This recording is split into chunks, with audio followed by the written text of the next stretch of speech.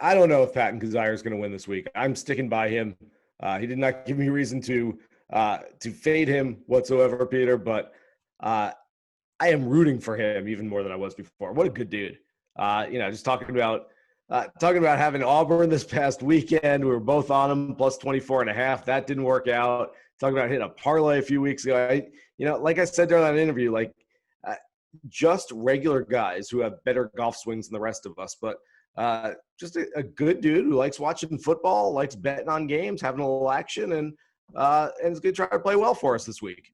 Yeah, I'm rooting for Patton, and that putter gets hot. I mean, we talked a little bit about it. He is one of the best guys consistently with the putter and can get really hot with the irons. And this is a course where, hit some fairways, and then, there should be, I mean, we'll see, especially if it's lift, clean, and place, it could turn into a putting competition, which he certainly can win.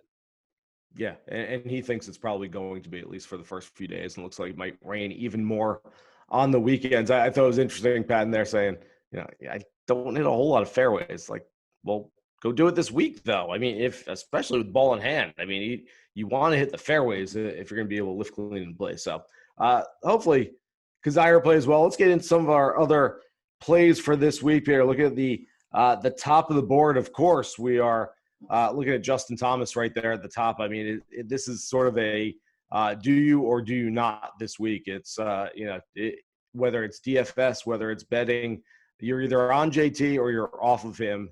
And if you're off of him, you're doing it with kind of eyes closed and teeth gritted a little bit, because he's obviously the best player in this week's field. And then, of course, Koepka's playing. DJ was supposed to play. He withdrew last week.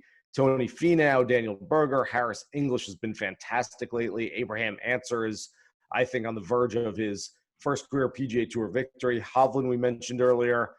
Ricky Fowler, Russell Henley, Will Zalatoris, Joaquin Niemann, Corey Connors. That's sort of the top tier there. Who is jumping out at you as a guy that you really like? And are you on JT this week? Or are you fading JT and going a little deeper?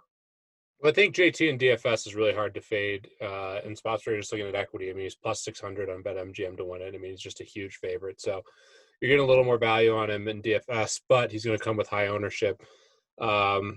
Motivation's a weird thing. We've talked a lot about it. It's kind of hard to predict. Sometimes he's down there, so I imagine he's motivated to play his best, but certainly not something he's trying to peak for. This is somewhat of a peculiar spot. Off Koepka, I love Harris English. He has been playing some really, really good golf, although he's priced appropriately now, I guess. So that's interesting. Love Answer. I think this is a really good course for Answer. He should find a lot of fairways. Obviously a disappointing finish at the Masters, but his ball striking was so good before that. Listen, I think Answer, we've been high on him. I think he's probably properly priced, which is a little disappointing, but I still really like him. And then, after that, it's interesting. Corey Connors, obviously a great ball striker, but won't gain as much with his distance. Someone like Emiliano Grillo, I could see playing well, but man, the putter is a real concern. So it's interesting. At the top of the board, I would normally say, give me Answer for sure, give me Harris English, but they're the third and fourth price guys. They're ahead of Berger and Finau, and those guys have, lower name recognition. Yeah, I think those are my two favorite DFS plays this week. You nailed it, English and Answer. I can't bring myself to bet Harris English, who keeps coming really close and playing really well. And it's been incredibly consistent. 12 top 40 finishes in his last 13 starts. He's got 2 top 10s in his last 3 starts, but he's not winning golf tournaments. And so if you want to pay up for him to win this week, it just feels like a sticky situation. And Answer, who's never won before, he's right around 18 to 20 to 1 this week. And I have trouble paying that kind of price for a guy who's trying to accomplish something he's never before accomplished. And if there's one fade at the top for me, I'm looking at Daniel Berger, and I love Berger. I love his game, but he has now gone 5 straight tournaments. And remember, beginning of the summer, he was top 10 every single week. He's now gone 5 straight where he's not been in the top 10. He's gone 17th to 34th in each of those last 5. Like, good results, fine, not bad, but he is still priced the way he was priced 6-8 months ago. And I think that the price has not moved in relation to how his performance has been recently. And so because of that, I'm probably off of Berger a little bit this week from that top tier. Yeah, I'm always worried about his wrist too. He talked about how he wants to maybe do one more procedure on that. I wasn't buying Berger as much during that great stretch. He putted the lights out. I mean, Berger's a really talented guy, obviously a great athlete, and it was great to see him play well.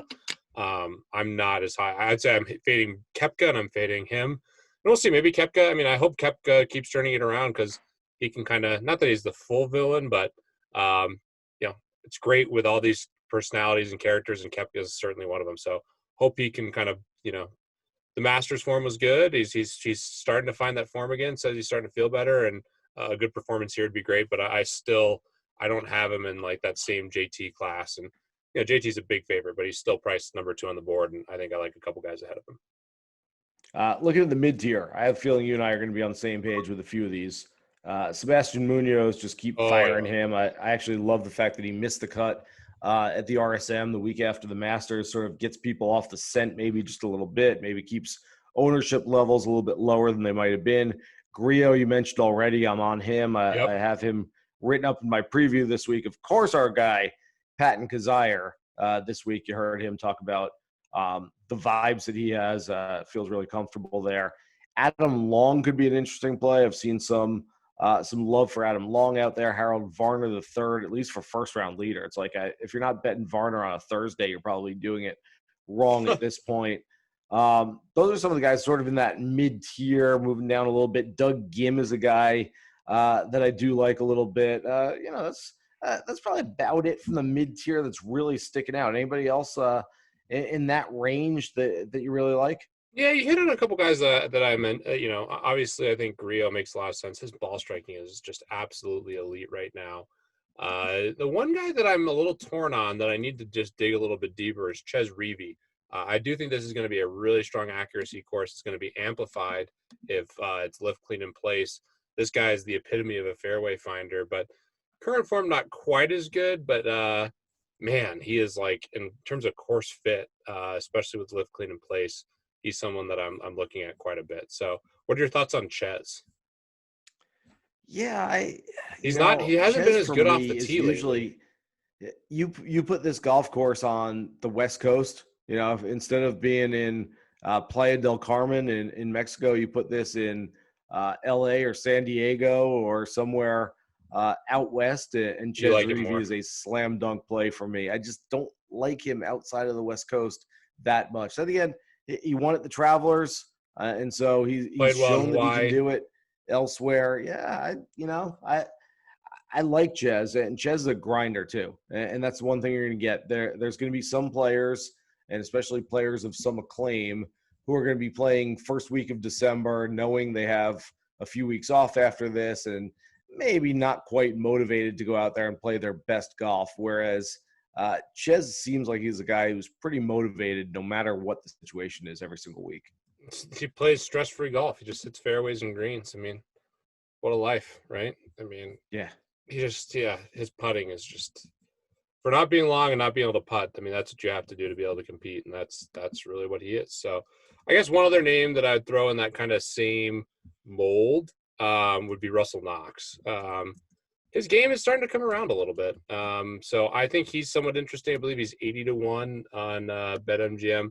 Not totally in love with Russell Knox, but in terms of as of right now, I'm going to give a lot of course fit towards these accuracy guys. And yeah, I'm assuming based on the rain and the weather and everything else that should line up. And I just want a lot of guys that find fairways. And I mentioned Ches is, losing strokes off the tee relative to some previous years, but he's still 7th and 14th in terms of driving accuracy. Russell Knox historically has been one of those guys that, is really accurate off the tee. So 2021 season, obviously shorter time horizon, not quite as high, but he's normally like a top 50 guy in terms of driving accuracy. So mid-tier, I think he's fine.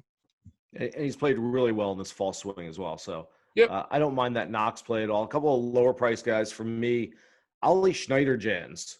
I believe it's his last 10 starts, PGA and Korn Ferry combined.